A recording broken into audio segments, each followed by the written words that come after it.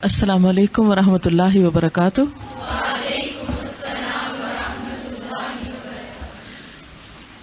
اللہ تعالیٰ کا لاکھ لاکھ شکر ہے کہ اس نے آج سے پھر ایک بار آپ کو قرآن پاک کے آغاز کا موقع عطا کیا ہے۔ آپ میں سے کچھ وہ لوگ ہیں جنہوں نے اس سے پہلے قرآن پاک کا کچھ حصہ پڑھ رکھا ہے، کچھ نئے لوگ آج آپ کے ساتھ شریک ہو رہے ہیں۔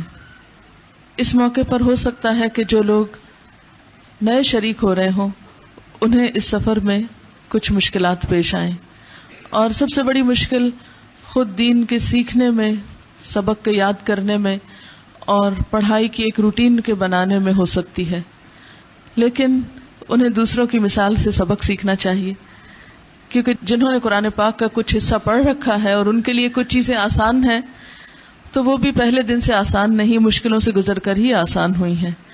علم کا راستہ مشقت کا راستہ ضرور ہے، لیکن جب انسان اس راستے میں محنت کرتا ہے تو یہی راستہ انسان کے لیے پرلطف ہو جاتا ہے۔ بہت سی ایسی احادیث جو ہماری ہمت افزائی کرتی ہیں، جن میں ایک حدیث یہ بھی ہے کہ من سلک طریقا یلتمس فیہ علما سہل اللہ لہ طریقا الی الجنہ، کہ جو ایک ایسے راستے پر چلا جس سے وہ علم حاصل کر سکے تو اللہ تعالیٰ اس کے لیے جنت کا راستہ آسان کر دیتے ہیں۔ آج دنیا جس کی حقیقت مچھر کے پر کے برابر بھی نہیں، جسے اللہ کے رسول صلی اللہ علیہ وسلم نے مچھر کے پر سے بھی حقیر قرار دیا، اس کو پانے کے لیے، اس کو حاصل کرنے کے لیے، اس کو سجانے کے لیے، اس کو ویلیو دینے کے لیے ہم کیسی کیسی محنتیں کرتے ہیں، کس کس طرح تکلیفیں اٹھاتے ہیں، تو کیا وہ جنت جس کی ایک کوڑا رکھنے کی جگہ، یعنی چند ہاتھ جگہ، دنیا اور جو کچھ دنیا کے اندر ہے اس سب سے زیادہ خوبصورت ہے؟ یعنی پوری جنت تو کیا چیز ہوگی، اس کا ایک چھوٹا سا ٹکڑا جو ہے وہ بھی پوری دنیا سے زیادہ حسین اور خوبصورت ہے۔ تو جو شخص اس کے بارے میں جان لے، اس کو پہچان لے، وہ کیسے اس کے لیے کوشش نہیں کر سکتا، یا کیسے اس کو پانے کے لیے تمنا یا آرزو نہ رکھتا ہو۔ اور یہ ایک حقیقت ہے اور بہت بڑی سچائی ہے کہ جنت کا راستہ واقعی پرمشقت ہے، واقعی کانٹوں سے بھرا ہوا ہے، اور ہمت کرنے والے اور پختہ ارادہ کرنے والے ہی وہاں پہنچ سکیں گے، کہ جو ہر قیمت پر اس کو حاصل کرنے کا شوق رکھتے ہوں، جو اس کے لیے کچھ بھی قربان کر سکتے ہوں، جو اس منزل تک پانے کے لیے کسی بھی رکاوٹ کو رکاوٹ سمجھے ہی نہیں، وہ ہر رکاوٹ اور ہر مشکل کا خوش دلی سے مقابلہ کر سکیں اور کرتے چلے جائیں۔ تو جب جنت کے راستے کی بات آتی ہے، اور پھر ایک دوسری حدیث میں علم کے راستے کو جنت کا راستہ بتایا گیا، تو واقعی بات سمجھ میں آتی ہے، کیونکہ یہ راستہ بھی آسان راستہ نہیں۔ علم حاصل کرنے کا راستہ، علم کے لیے نکل کر علم کے مرکزوں اور علم حاصل کرنے کی جگہوں تک پہنچنے کا سارا عمل، اس کو جنت کا راستہ بتایا گیا۔ یعنی گویا دوسرے لفظوں میں، جب آپ اپنے گھر سے نکلتے ہیں اور اس جگہ پہنچتے ہیں جہاں جا کر آپ علم حاصل کر سکیں، من سلک طریقا یلتمس فیہ علما، جو چلا اس راستے پر جس پر وہ علم حاصل کر سکے، علم پا سکے، تو اس کے لیے کیا اجر ہے؟ سہل اللہ لہ طریقا الی الجنہ، اللہ اس کے لیے جنت کی راہیں آسان کر دیتے ہیں، جو بڑی ہی مشکل راہیں۔ جنت کا راستہ جو تکلیفوں سے گھرا ہوا ہے، وہ راستہ پھر اس شخص کے لیے آسان ہو جاتا ہے، کیونکہ اس نے علم کے راستے میں ایسی ایسی تکلیفیں اٹھائیں، ایسی ایسی مشقتیں برداشت کی کہ اب اس کو جنت تک پہنچنے کے لیے باقی تکلیفیں، اب تکلیفیں لگتی ہی نہیں، کیونکہ پہلی تکلیفوں کا وہ عادی ہو گیا۔ اور یہ وہ راستہ ہے کہ من جد وجد، جس نے کوشش کی اس نے پایا، جس نے ہمت سے کام لیا، جس نے اسٹرگل کی، اس کو یہ راہ ملی۔ آرام سے گھر بیٹھ جانے والوں کے لیے، آرام طلب لوگوں کے لیے. ایک ٹرم ہے نا ہمارے ہاں، آرام طلب لوگ. آرام طلب کا لفظی مطلب کیا ہوگا؟ آرام ڈھونڈنے والے، آرام کی تلاش کرنے والے. یہ راستہ آرام طلب لوگوں کے لیے نہیں ہے، سہل پسند لوگوں کے لیے نہیں ہے جو آسانیاں تلاش کریں. یہ راستہ مشقتوں کا راستہ ہے، ان لوگوں کے لیے ہے جو تکلیفیں اٹھانے کا پورا ارادہ رکھتے ہوں کہ کچھ بھی ہو جائے لیکن یہ کام کرنا ہی کرنا ہے. اور کیوں کرنا ہے؟ اس لیے کہ اس کے بغیر پتا کیسے چلے گا کہ جنت میں لے جانے والے اعمال کون سے ہیں، وہ گر، وہ راز، وہ ذریعے، وہ طریقے کیا ہیں جن کو پا کر اور جن پر عمل کر کے پھر انسان اس اصل منزل تک پہنچے جو اس کا ہمیشہ کا گھر ہے. ہم سب کا حال کیا ہے؟ اس دنیا کو اپنا گھر سمجھتے ہیں نا. جب گھر کا لفظ آتا ہے تو ہمارے ذہن میں کیا آتا ہے؟ سب ذرا سوچیں. گھر، میرا گھر. جنت تو نہیں آتی نا، وہم و گمان سے بھی نہیں گزرتی جنت. نہ اس کو گھر سمجھتے ہیں. ہم گھر سمجھتے ہیں یا اس کو جس میں اس وقت ہم رہ رہے ہیں، یا لڑکیاں گھر سمجھتی ہیں اس کو جس میں انہیں شادی کے بعد جانا ہے. مثلا منگنی یا نکاح ہو جاتا ہے تو پھر ان کو پتا ہوتا ہے کہ فلاں جگہ مجھے جانا ہے شادی کے بعد.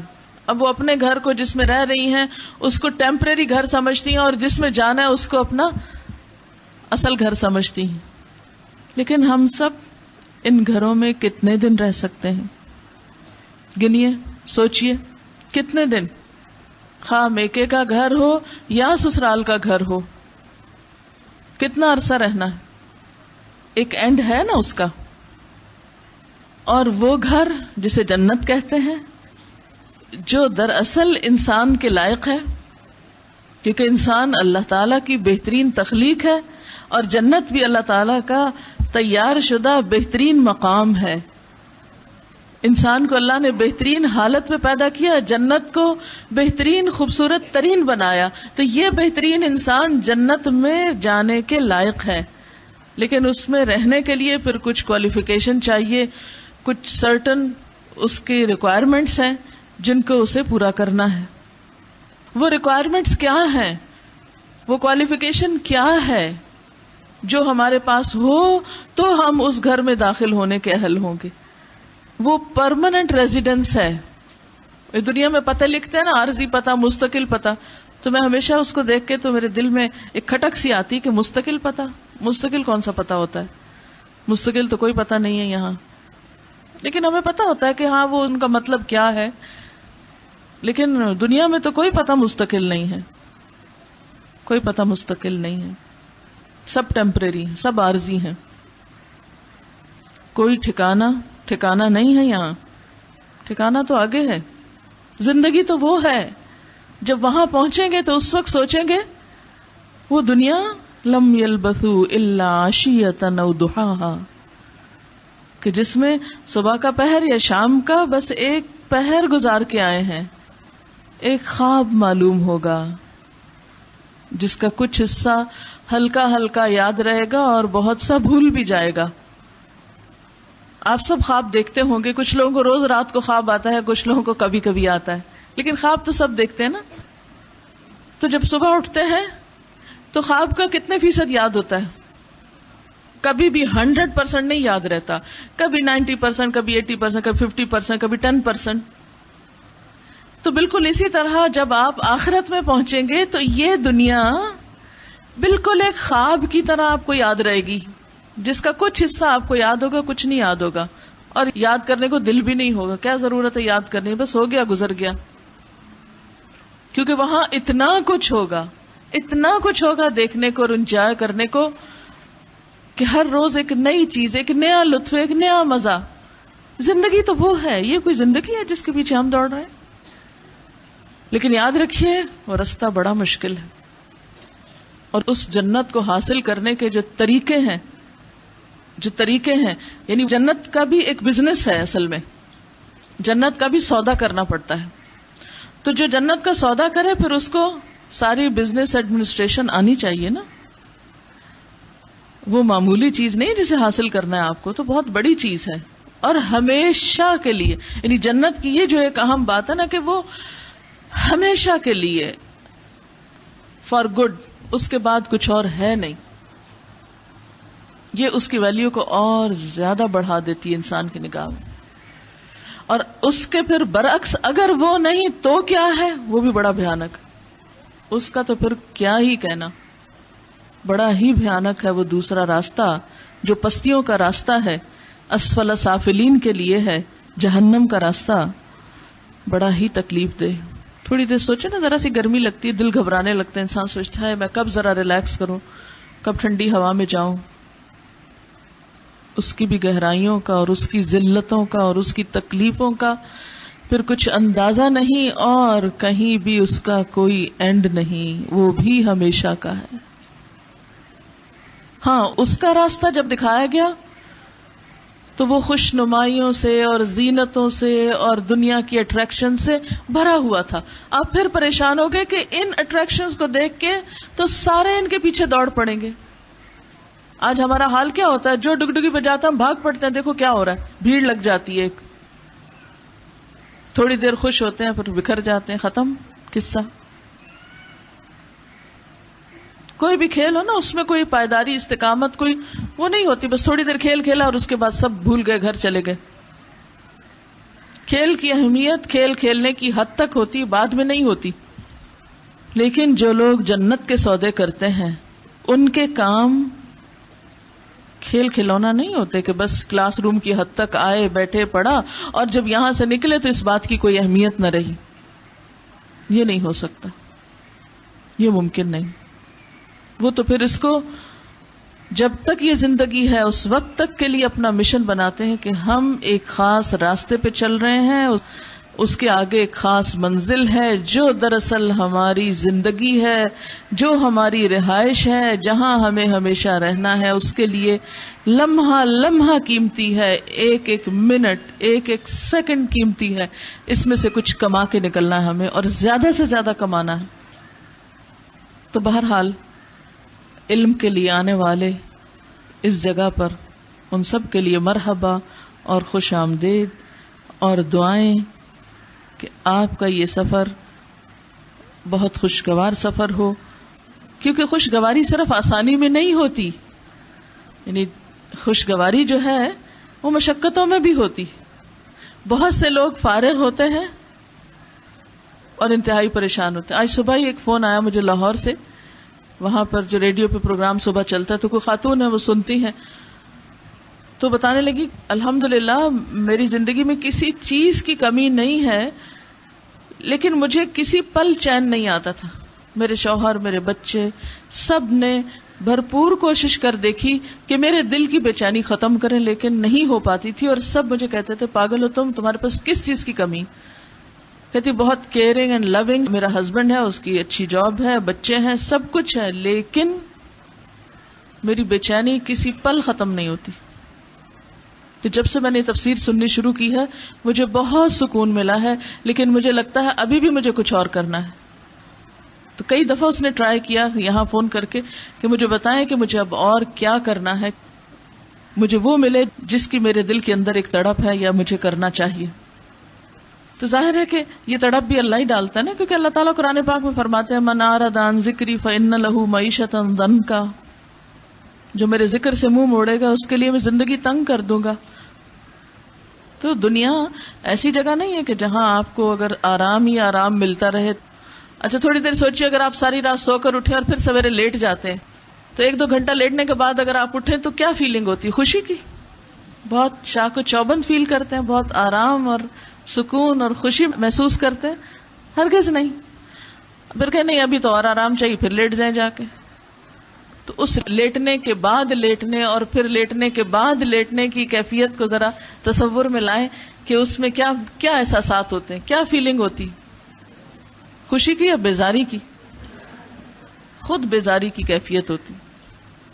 تو بات یہ ہے کہ اللہ تعالیٰ نے انسان کو مشقت میں پیدا کیا. لقد خلقنا الانسان فی کبد، ہم نے انسان کو مشقت میں پیدا کیا. انسان جب کام کرتا ہے اور جس کام کے لیے وہ پیدا کیا گیا ہے جب تک وہ نہیں کرتا اس وقت تک زندگی میں نفس مطمئنہ بن نہیں سکتا، اطمینان کی موت نصیب نہیں ہو سکتی اور اطمینان کی آخرت نصیب نہیں ہو سکتی.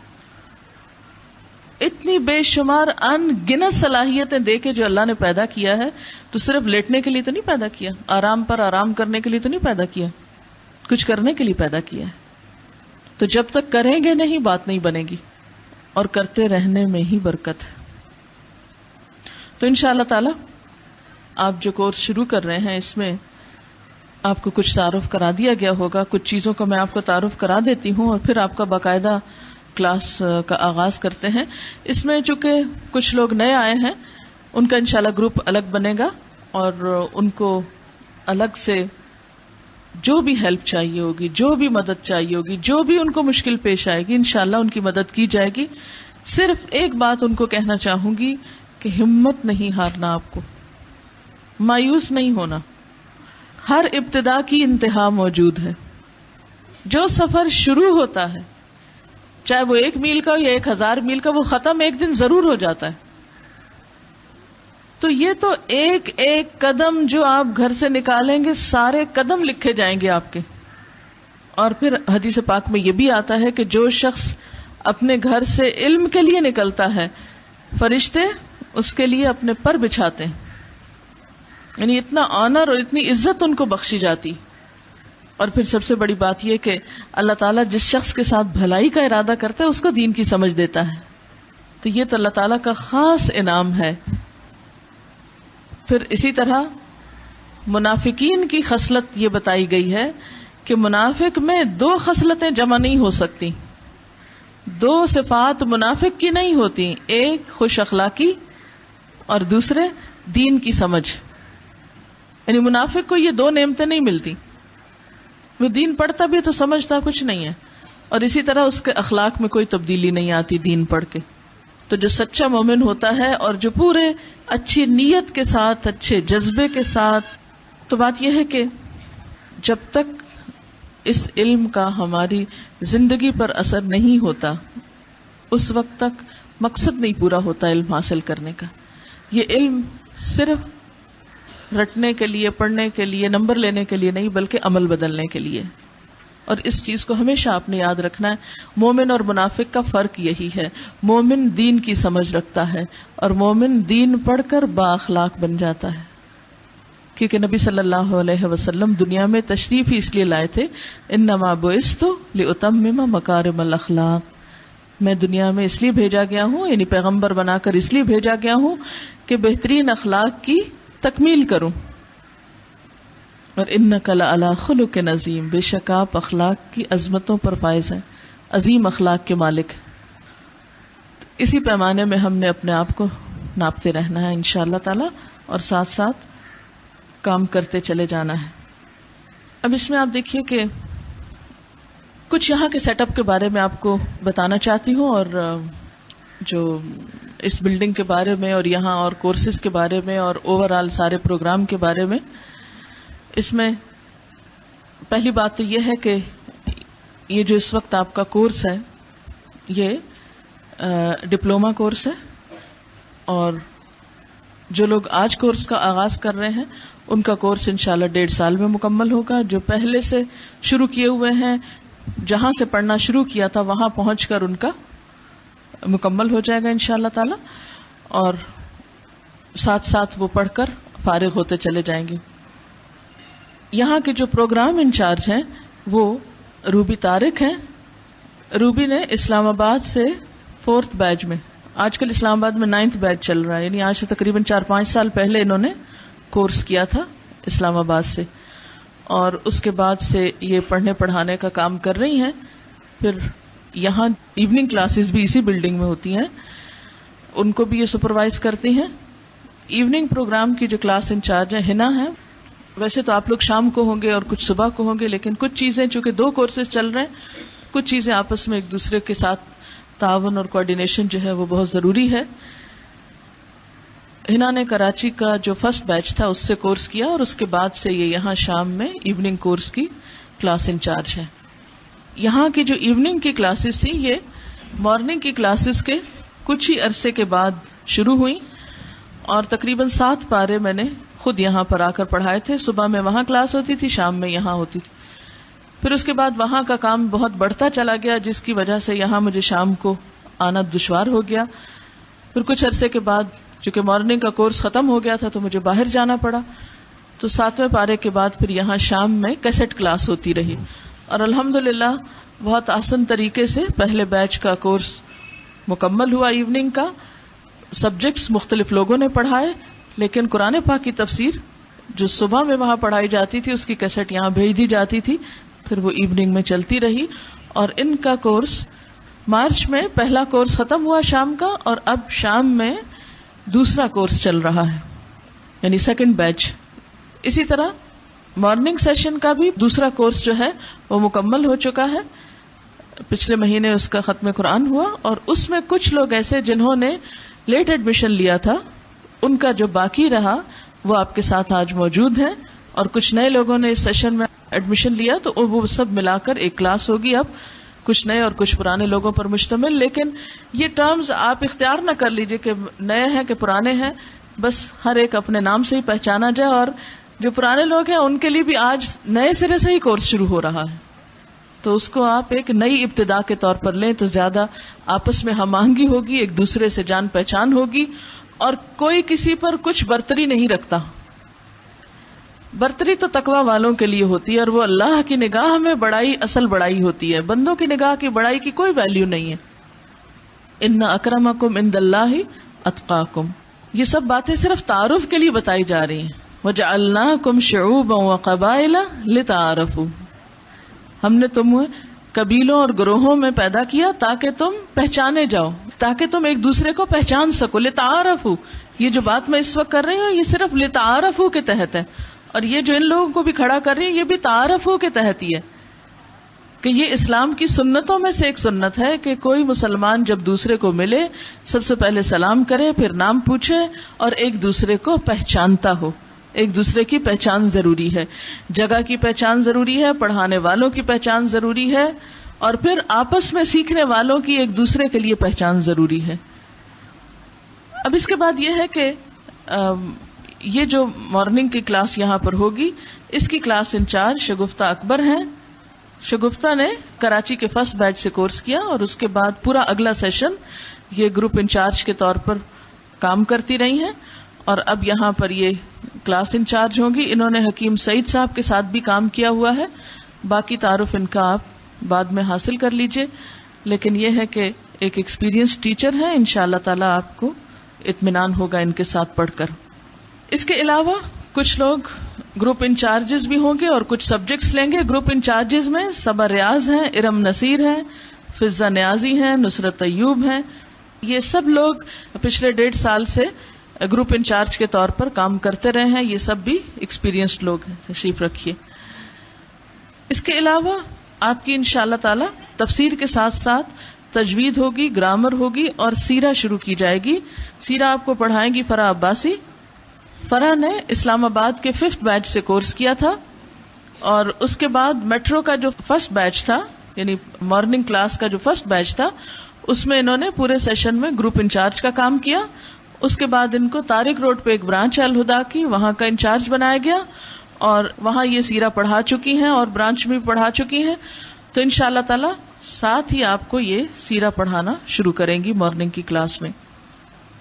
کلاس انچارج کی جو ہیلپر ہیں وہ ارم نصیر ہوں گی. اگر کسی وجہ سے کلاس انچارج کو آگے پیچھے ہونا ہوگا تو ارم جو ہے وہ ساتھ مدد کریں گی ان کے. پھر اسی طرح شعبہ امتحانات ہے, آپ کے جو پیپرز اور ان کے جو انٹریز وغیرہ ہیں وہ عالیہ عبدالصمد کے ذمے ہوں گی, باہر رجسٹریشن پہ موجود ہیں. ان کے ساتھ سیدہ یونس ہیں, وہ بھی ایڈمیشنز کے کام میں, اور ایڈمیشن اور فیس رجسٹریشن وغیرہ کا کام جو ہے وہ سیدہ یونس کر رہی ہیں آپ کے ساتھ. السلام علیکم ورحمۃ اللہ وبرکاتہ. ہمارا جو ایوننگ کا کورس ہے اس میں ہماری کلاس 3 days a week ہوتی ہے, منڈے سے لے کر ویڈنسڈے تک, اور اس وقت ہمارا 3را پارہ چل رہا ہے, اور ساتھ ہی کتاب الطہارہ بھی شروع کی ہوئی ہے. اور اسی طرح اس کے علاوہ جو باقی 2 دن ہوتے ہیں تھرسڈیز اور فرائیڈیز کے، اس میں ہماری بخاری کی کلاس ہوتی ہے، اور اسی طرح تجوید کی ایڈوانس کورس جو ہے وہ بھی ہم نے شروع کیا ہوا ہے، اس کی کلاس بھی ہے. اور اس کے علاوہ سیٹرڈیز کو ہماری بچوں کی کلرز آف اسلام کی کلاس بھی یہاں پہ ہوتی ہے. اسی طرح یہ ہے کہ یہاں پہ اوپر بچوں کی اسٹریٹ چلڈرن کی کلاسز بھی ہوتی ہیں، وہ 6 days a week کی ہوتی ہیں، اور اس میں بھی جیسے عام سبجیکٹس کے علاوہ جو ہے تھوڑا بہت ان کو قرآن کا اور باقی چیزیں بھی سکھائی جاتی ہیں.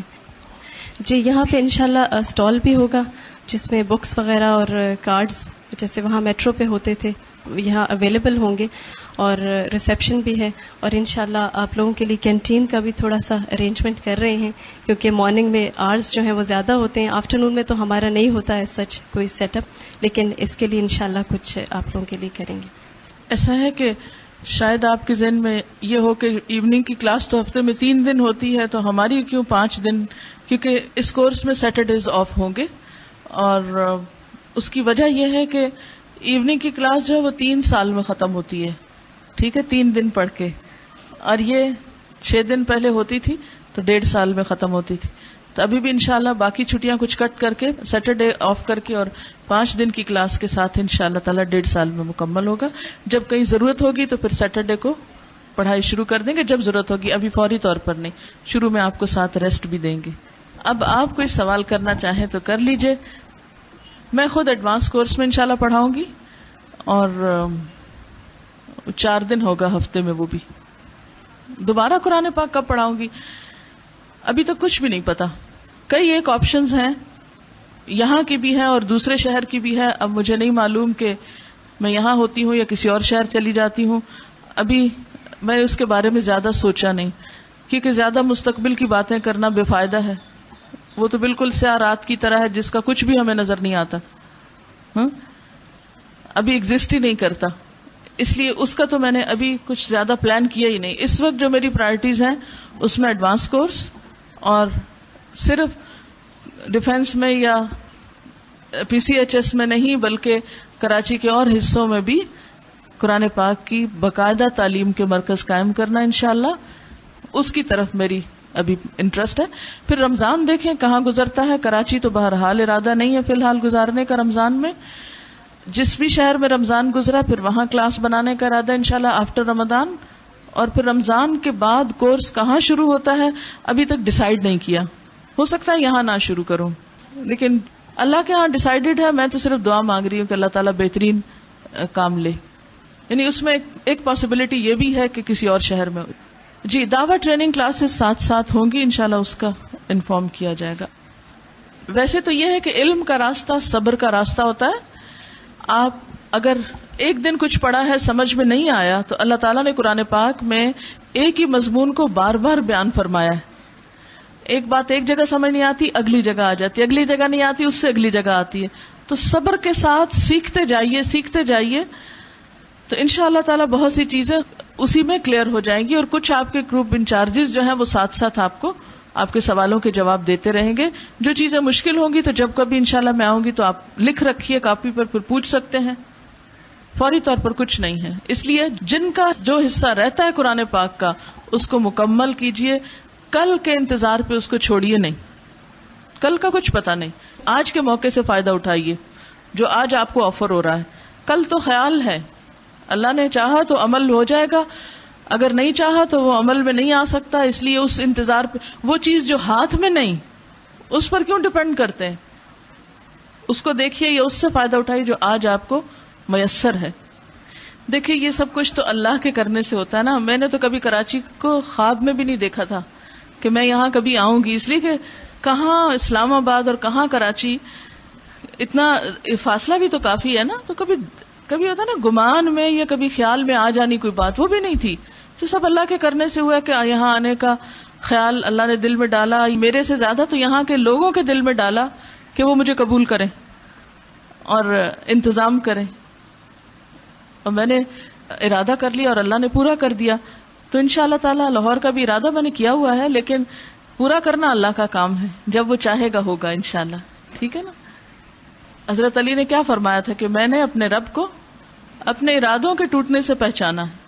انسان کچھ ارادہ کرتا ہے، اللہ تعالیٰ کچھ اور کیے ہوئے ہوتا ہے وہی ہے جو وہ کرتا ہے. لیکن ہم نیتیں کرتے جائیں، اللہ تعالیٰ ثواب تو لکھتے جائیں گے نا، اچھی نیت کا ثواب بھی ہوتا ہے ہاں انشاءاللہ۔ اسما تو واپس ہی نہیں آئی۔ ہم لوگ پچھلے اتوار اسلام آباد گئے تھے اور بالکل خیال میں کسی کے نہیں تھا، پہلے تو ان کے جانے کا کوئی پروگرام نہیں تھا، تو میں نے سوچا کہ ایک ہفتے کے لیے بچوں کو کیوں اکیلا چھوڑوں، ان کو ساتھ ہی لے جاتی ہوں۔ جیسے تیسے کر کے ان کو ساتھ لے گئی۔ جب وہاں گئے تو وہاں کے لوگوں نے پکڑ لیا کہ آپ خود نہیں رہتی تو کم از کم اسما کو ہمیں دے دیں تھوڑا۔ تو میں نے کہا ٹھیک ہے، جب میں اوروں کی بیٹیوں کو اپنے ساتھ لے آتی ہوں تو اپنی بیٹی بھی کہیں اور دینی چاہیے اللہ کے راستے میں۔ پھر یہ تھا کہ اس کی کچھ فردر ایجوکیشن کا بھی پروگرام ہے، تو ان لوگوں نے کہا ہم اس کی ایجوکیشن کا بندوبست کر دیں گے، آپ اس کو دے دیں ہمیں، یہ ہماری کلاس پڑھائے اور اس کو ہم پڑھائیں گے۔ میں نے کہا اس سے اچھا مجھے اور کیا کرنا ہے، رکھے اس کو اپنے پاس۔ تو اب وہاں رہ گئی ہے، وہ کلاس لے رہی ہے ماشاءاللہ، ٹھیک ٹھاک کلاس جا رہی ہے، بھرپور قسم کی کلاس ہے اور انجوائے کر رہی ہے۔ ابھی پتہ نہیں اس کا دل اگر نہ لگا یا کوئی بہت ہی مسئلہ ہوا تو پھر واپس لاؤں گی، ورنہ نہیں، ورنہ وہی پڑھائے گی اور وہیں پڑھے گی اور میں جدائی برداشت کروں گی۔ سب کتابیں سب چیزیں اس کی یہیں پڑی ہیں، مجھے تو پتہ بھی نہیں، خود ہی پیک کر رہی تھی کیونکہ ہمارا گھر شفٹ ہو رہا تھا، تو پیک کر رہی تھی، پتہ نہیں اب میں نے کہا کیا بھیجوں، کہتی ہے تو آپ کو تو کچھ سمجھ نہیں آئے گی، سب کچھ پیک پڑا۔ میں نے کہا گزارا کرو، میں بھی 2 جوڑوں میں گزارا کرتی رہی ہوں، تم بھی کرو، تو باقی دیکھتے ہیں۔